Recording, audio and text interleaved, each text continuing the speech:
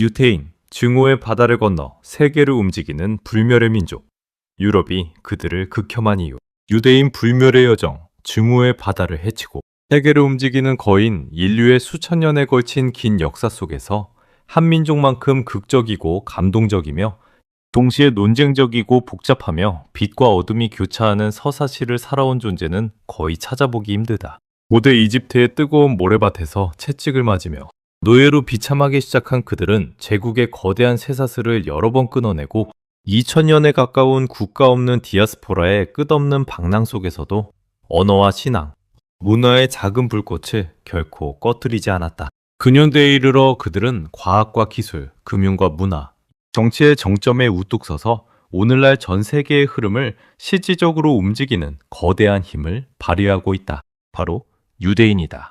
약 1500만 명 남짓 세계 전체 인구의 0.2%도 채 되지 않는 이 작은 공동체가 노벨상 수상자의 20% 이상을 차지하고 미국의 정치판을 크게 좌우하며 유럽의 전통금융 네트워크를 깊이 영향력 아래 두고 중동의 전략적 요충지, 이스라엘을 강력하게 뒷받침하는 그 글로벌 파워는 실로 막강하다.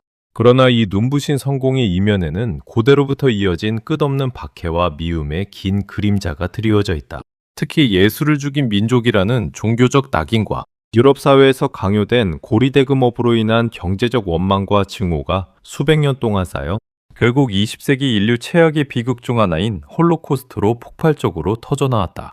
이 글은 유대인의 기원부터 오늘날까지의 장대한 여정을 세밀하게 따라가며 왜 그들이 특히 유럽에서 오랜 세월 동안 그렇게 혹독한 미움과 박해를 받아야 했는지, 그 이유들이 역사적으로 어떻게 불가피해 보였는지, 그리고 현대 세계에서 발휘하는 압도적인 영향력의 실체와 그 깊은 뿌리를 깊이 있게 탐구한다. 각 장면을 생생하게 묘사하며 낭독하다 보면 인간 정신의 놀라운 회복력과 문명의 찬란한 빛, 그리고 그늘진 어둠을 동시에 깊이 느끼게 될 것이다. 이 이야기는 단순한 민족사가 아니라 인류 전체의 생존과 성공, 증오와 극복에 대한 보편적 성찰을 제공한다. 고대의 뿌리 뜨거운 사막과 선택받은 민족의 탄생, 첫 번째 대규모 유배, 상상의 부자. 기원전 약 2000년경 메소포타미아의 광활한 평원에서 양떼를 이끌던 유목민 아브라함. 그는 불타는 떨기나무 속에서 단 하나의 신, 야훼의 음성을 듣는다. 하늘에서 울려 퍼지는 그 목소리는 너는 고향을 떠나라. 내가 너를 큰 민족으로 만들고 내 후손에게 축복된 땅을 주리라고 선언한다. 이 계시는 유대인 정체성의 영원한 기둥이 된다. 그의 후손들은 이집트로 내려가 번성하지만 곧 파라오의 채찍 아래 노예로 전락한다. 뜨거운 태양 아래 벽돌을 나르고 진흙을 밟으며 울부짖는 그들의 한숨이 하늘에 닿는다. 매일의 노동은 고통이었고 가족의 눈물은 끝이 없었다. 모세가 등장한다. 불타는 떨기나무에서 신의 부름을 받은 그는 10가지 재앙 피로 물든 강, 개구리떼, 메뚜기 재앙 등을 통해 파라오를 굴복시키고 홍해를 가르는 기적을 일으켜 수십만 명의 백성을 이끌고 탈출한다. 시나이산 정상에서 번개와 천둥, 구름 기둥 속에 토라, 즉 율법을 받는 장르는 유대 역사에서 가장 신성한 순간이다. 안식일 준수, 코셔 식습관, 할례, 철저한 유의신 신앙. 이 모든 규범은 그들을 주변 민족과 구별짓는 강력한 장벽이자 방패가 되었다. 이 율법은 단순한 규칙이 아니라 방랑하는 민족에게 주어진 영원한 지도였다. 가나안 땅에 정착한 후 다윗 왕이 골리앗을 쓰러뜨리고 예루살렘을 정복하는 영웅적 장면, 솔로몬 왕이 화려한 성전을 건설하며 왕국을 번영시키는 찬란한 시대가 펼쳐진다. 성전 안에서는 레위인들의 노래가 울리고 백성들은 평화와 풍요를 누렸다. 그러나 왕국은 분열되고 북이스라엘 왕국은 기원전 8세기 아시리아 제국의 철기 군단에 짓밟힌다. 백성들은 포로로 끌려가 흩어진다. 남유다 왕국은 기원전 6세기 바빌론 제국의 네부카드네자르 왕에 의해 철저히 파괴된다. 예루살렘 성전이 불타오르는 불길 속에서 귀족과 제사장들은 바빌론 강가에 앉아 바빌론 강변에 앉아서 우리가 시온을 기억하며 눈물을 흘렸다고 애곡한다. 이 바빌론 유수 기간 그들은 성전을 잃었음에도 경전 연구와 공동체 모임을 통해 민족성을 지켜냈다. 페르시아의 키루스 대왕이 바빌론을 정복하고 유대인을 해방시키는 장면은 성경에 특별히 기록될 만큼 감동적이다. 그러나 평화는 잠시였다. 알렉산더 대왕의 헬레니즘 문화가 밀려오고 로마 제국의 독수리 깃발이 예루살렘을 짓누른다. 70년 로마군의 성전 파괴와 135년 바르코바 반란의 처절한 패배 후 유대인들은 대대적으로 추방당한다. 로마 황제는 땅 이름을 팔레스타이나로 바꾸며 유대인의 흔적을 지우려 했다. 이로써 디아스포라의 끝없는 방랑이 시작되었다. 유럽의 추운 겨울 숲길을 걷는 상인, 북아프리카 사막을 횡단하는 학자, 중국까지 흩어진 장인들. 그들은 국가도 영토도 없이 오직 두루마리 경정과 율법, 공동체의 따뜻한 안식의 식탁으로 민족을 이어갔다. 매주 금요일 저녁 촛불을 밝히고 빵을 나누는 그 순간이 그들의 생존의 핵심이었다. 기독교 시대의 깊은 어둠, 예수를 죽인 민족이라는 낙인과 고리대금의 굴레로 로마 제국 전역에 퍼진 유대인들은 초기에는 상인과 장인으로 안정된 삶을 살았다. 그러나 기독교의 부상은 모든 것을 바꿔놓았다. 예수는 유대인 마을에서 태어나 유대인으로 살았고 초기 추종자들도 유대인이었다. 그러나 바울의 이방인 선교로 기독교가 확대되면서 분리가 일어났다. 신약 성경의 일부 구절, 특히 예수 재판 장면에서 유대인 군중이 그의 피가 우리와 우리 자손에게 라고 외친 대목, 후대 기독교 사회에서 유대인 전체가 신을 죽인 민족이라는 강력한 낙인으로 해석되었다. 이 낙인은 중세교회 설교의 단골 소재가 되어 수백 년 동안 사람들의 마음에 새겨졌다. 4세기 로마가 기독교를 국교로 삼은 후 유대인은 공식적 적이 되었다. 중세 유럽의 마을 광장에서는 매주 설교를 통해 유대인이 예수를 못 박았다는 이야기가 반복되었다. 이 낙인은 십자군 원정 때 폭발했다.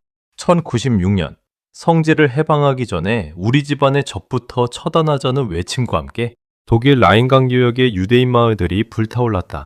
남녀노소가 도망치다 학살되고 일부는 강제로 개종당했다. 피로 물든 거리와 불타는 집, 울부짖는 아이들의 모습은 당시 기록에 생생히 남아있다. 경제적 미움은 더욱 깊었다. 교회법은 기독교인 간 이자를 금지했다. 유대인에게는 땅 소유와 대부분의 직업이 막혔다. 살아남기 위해 그들은 돈을 빌려주는 고리대금업으로 내몰렸다. 마을 농부가 씨앗을 사기 위해, 상인이 물건을 사기 위해 유대인 돈을 빌리면 이자가 쌓이고 재산이 압류되는 경우가 잦았다. 빚에 시달리는 기독교 민중은 유대인이 우리 피를 빨아먹는다고 분노했다. 이 이미지는 문학과 설교, 민간 전설에 깊이 새겨졌다. 셰익스피어의 작품에도 이런 고리대금업자 이미지가 등장할 정도였다. 14세기 흑사병이 유럽을 휩쓸 때 공포에 질린 사람들은 유대인이 우물을 독살했다는 소문을 믿었다. 프랑스, 독일, 스페인의 유대인 거주구가 불타고 수만 명이 학살되었다. 스페인 1492년 이슬람 세력 추방 후 페르디난도 왕과 이사벨라 여왕은 유대인에게 개종 아니면 추방을 강요했다. 항구에는 배를 타기 위해 모인 수십만 명의 유대인들이 눈물을 흘리며 고향을 떠났다. 배 위에서 그들은 다시 한번 바빌론 유수 때의 애가를 불렀다. 이 미움은 구조적으로 불가피해 보였다. 종교적 이질성, 경제적 가시적 성공, 동화 거부, 위기 시더 희생양 심리가 복합적으로 작용했다. 유대인들은 박해 속에서도 토라를 공부하고 자녀에게 지식을 물려주며 버텼다. 이 교육 전통은 후대의 성공을 위한 씨앗이었다.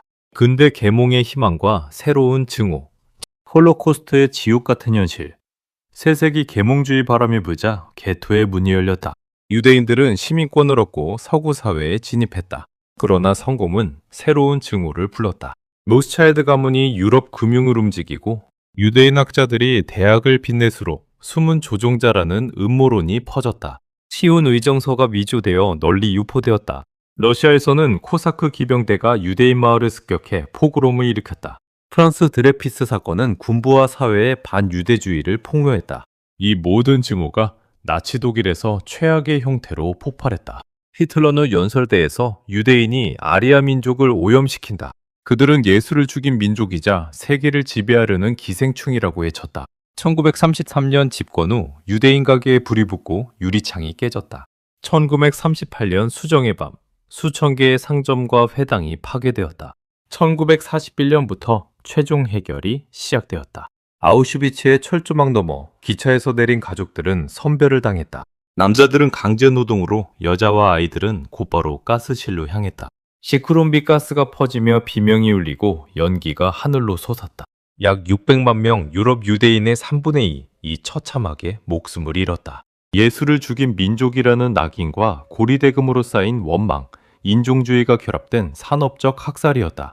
이 지옥은 유대인에게 영원한 트라우마이자 다시는 약자로 살지 않겠다는 결의를 불태웠다. 시온주의와 이스라엘 잿더미에서 피어난 기적의 국가. 19세기 말, 오스트리아 출신 기자 테오도르 헤르츠는 드레피스 사건을 목격하며 깨달았다. 유대인 문제의 해결은 유대 국가 건설에 있다. 그는 시온주의 운동을 주도하며 국제적 지지를 모았다. 홀로코스트에 참혹한 잿더미 위에서 유엔은 1947년 분할안을 결의하고 1948년 5월 14일 다비드 벤구리온이 텔아비브 박물관에서 이스라엘 독립을 선포했다. 그 순간 이집트, 요르단, 시리아, 이라크 등 주변 아랍 국가들의 대규모 군대가 국경을 넘어왔다. 농부, 홀로코스트 생존자, 젊은 이민자들이 낡은 총을 들고 싸웠다. 길고 처절한 전쟁 끝에 기적처럼 독립을 지켜냈다. 1967년 6일, 전쟁에서는 단 6일 만에 예루살렘 구시가지를 탈환하고 웨스트뱅크와 가자, 시나이, 골란고원을 장악했다. 예루살렘 통곡의 벽 앞에서 군인들이 기도하는 장면은 유대 역사에서 전설이 되었다. 이스라엘은 사막을 관계시설로 푸른 농지로 바꾸고 물 부족을 극복하며 세계 최고 수준의 첨단 기술을 개발했다. 오늘날 스타트업 네이션으로 불리는 이 나라는 1인당 혁신 지표에서 세계 상위를 차지한다. 홀로코스트 생존자들의 후손들이 세운 국가는 죽음에서 삶으로의 부활 그 자체였다. 매년 홀로코스트 추모일에 울리는 사이렌 소리는 그들의 다짐을 상기시킨다. 현대의 글로벌 파워, 미국 정치, 유럽 금융, 이스라엘 지원의 축. 오늘날 유대인 영향력은 압도적이다. 미국에서 약 630만 명의 유대인 공동체는 에이펙을 비롯한 강력한 로비, 조직을 통해 의회와 행정부의 중동 정책을 실질적으로 움직인다. 대선 캠페인 기부, 미디어 영향력, 학계와 법조계에서의 높은 비중이 이를 뒷받침한다. 월스트리트의 금융기관, 할리우드 스튜디오, 실리콘밸리의 테크, 기업 창업자들 가운데 유대계 인물들이 두드러진다. 이 영향력은 정책 결정 과정에서 구체적으로 드러난다. 유럽에서는 19세기 로스차일드 가문이 국제 채권 시장을 주도했던 유산이 이어진다.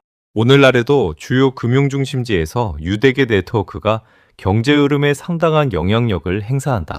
이 모든 정치 경제적 지원이 이스라엘을 중동 최강의 군사경제 강국으로 유지한다.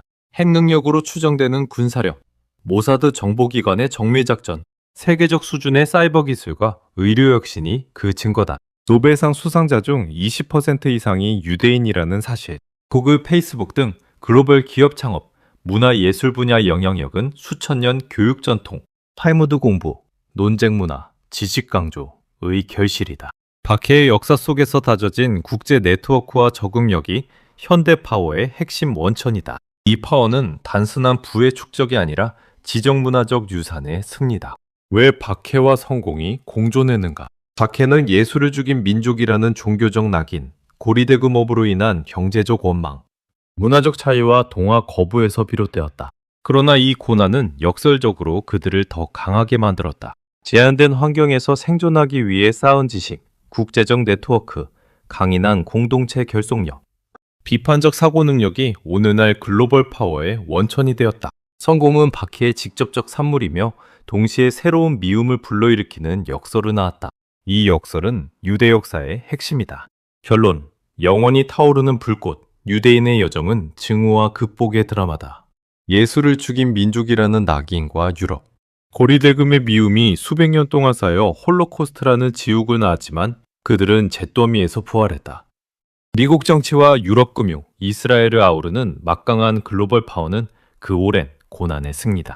그들의 불꽃은 예루살렘의 거리에서, 월스트리트의 고층 빌딩에서, 실리콘밸리의 연구소에서, 전 세계 디아스포라, 공동체의 안식의 식탁에서 계속 타오르고 있다. 인류가 증오를 넘어 이해와 공존으로 나아가기를 유대인이 더욱 빛나는 기여를 하며 평화로운 미래를 열기를 기원한다. 이 장대한 이야기는 우리 모두에게 영원한 질문을 던진다. 인간은 얼마나 강인한가? 작은 불씨 하나가 어떻게 거대한 횃불이 될 수 있는가?